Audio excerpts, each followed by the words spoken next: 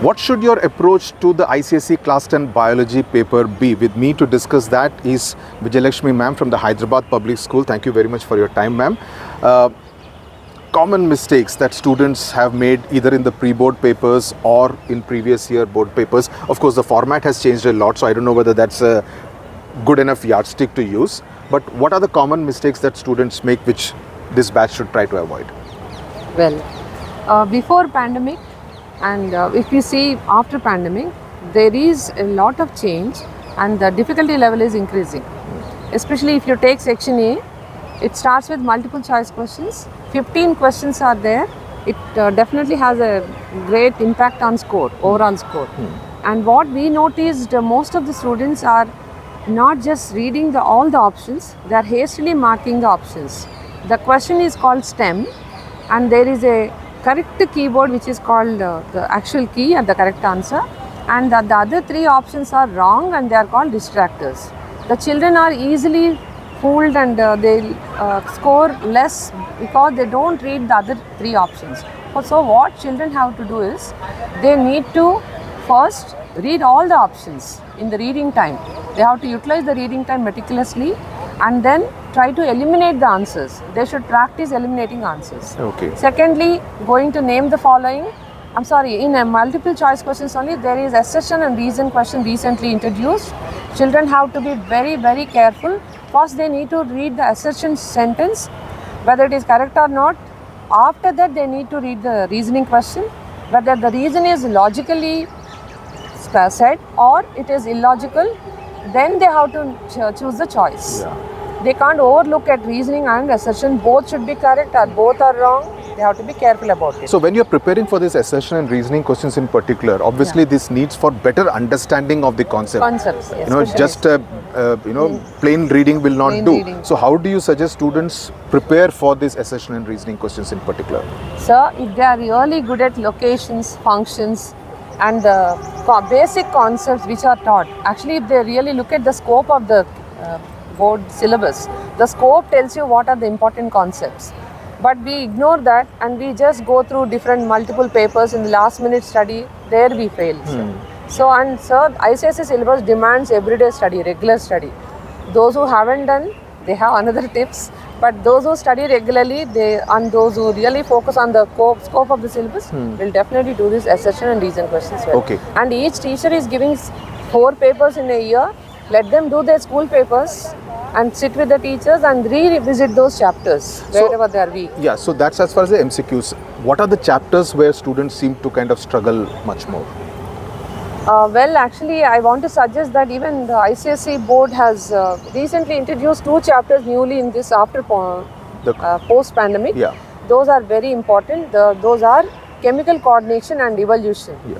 We are expecting more questions from those 2 chapters. So first everybody will start with those 2 chapters, then go ahead.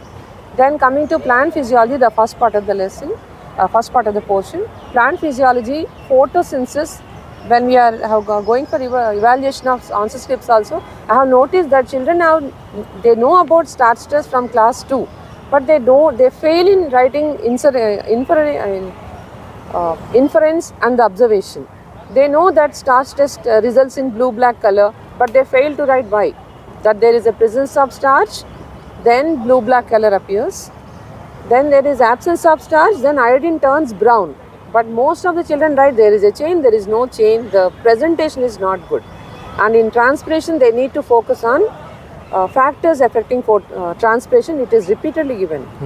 And in cell division, sir, 3 important things they have to notice. Always a diagram is given. The child has to focus on what is the stage given by observing the main key point.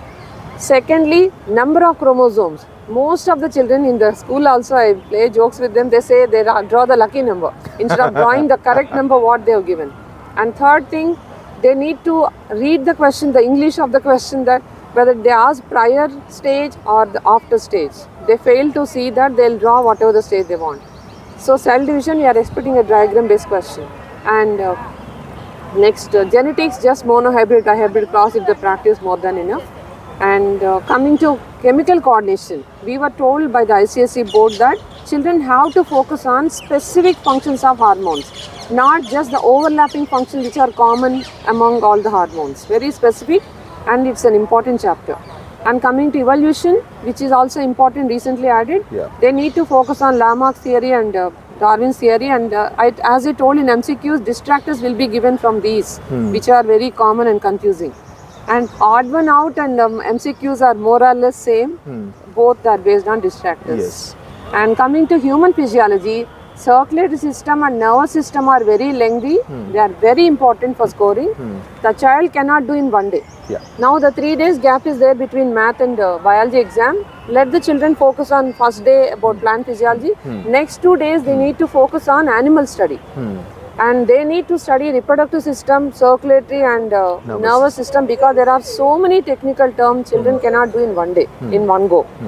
And more weightage on these chapters I notice, because the length of the chapters is small. Much more. You mentioned about diagrams. Now, obviously, the beauty of the diagram is not so important as the accuracy of the diagram. Yes, exactly. So obviously, a lot of practice of the diagrams before the examination day is what you would advise. Yes, sir.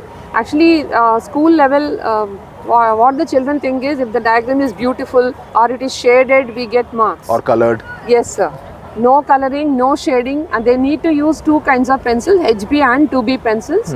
HB pencil first to draw outline and 2B pencil to darken that. That's all, no shading. And accuracy in shape is very, very important, sir. And also labeling of the main parts, not unimportant part. They have to know which diagram, what parts are must and should. And also, I'll tell you some important diagram. Chloroplast we are expecting. And membranous labyrinth, inner ear. Many of them don't understand what is membranous labyrinth. It is inner ear where we are expecting this year. And when it was asked to draw inner ear, most of the children in the previous year, they drew the entire ear. When it is asked specifically internal, they should draw only internal ear. And as I said, labeling is very important. Even when they draw eye diagram, eye defects, they are leaving it unlabeled. Every diagram you draw must be labeled, whether it asked or not asked. Okay. Yes. Okay. So, in the 15 minutes of reading time, how do they kind of utilize that reading time efficiently? As I told you, sir, odd one out and multiple choice questions are very tricky. The child so they should has look to at the repeatedly, MCQs. yes, sir, they have to read all options patiently. They should not hastily go for the options, and they have to choose wisely the best questions in section B. Suppose each question is for 10 marks, they should be sure about 9 out of 10. They can't just choose their favorite questions and see the ultimate score. So better to choose B section. So, and don't write unnecessarily extra answer. First you check the paper, then go for an extra question. Okay, so the priority should be to revise the paper at the end instead of attempting an extra question. Because even in other subject, math, I noticed they leave the answer incomplete. Suppose it is 5 by 4, they leave it like this. They don't write the complete answer. Okay. So they lose marks there. Right. So first check the paper.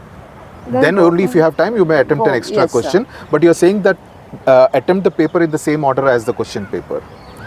Go for section A first and then section Not B? necessarily, sir. Not necessarily. If a child is panicked that if he finds MCQs where actually, sir, as you do the paper, flow of thoughts will enhance your paper. And so better to choose if you're not thorough with section A, let's start section B. Then you recollect. And sorry, I forgot to tell you, the most important thing is this year I see a lot of weightage in definitions, sir. Our children are lazy to by heart. ICSE children learn conceptually, they don't by heart. But it is important this year. They are getting even 2 marks for definition. So in terms of when you talk about definitions, obviously the keywords come into play. Yes. So underlining the keywords in the textbook itself helps in terms of visual retention. That would be one way of. Generally, we don't mark in textbooks, sir. We give, because we have been correcting, evaluating board papers. Board prescribes some keywords, so we dictate in the class. Okay. Yes. So the child has to learn from the notes. If definitions are correct, the teacher has marked in textbook. That's okay. Otherwise, they have to go by board given definitions. Yes. Okay. Thank you very much, ma'am, for your time. I'm sure the students are going to find this very useful. I wish them all useful. the best, very best. Right. Thank you very much, ma'am. Thank you, sir.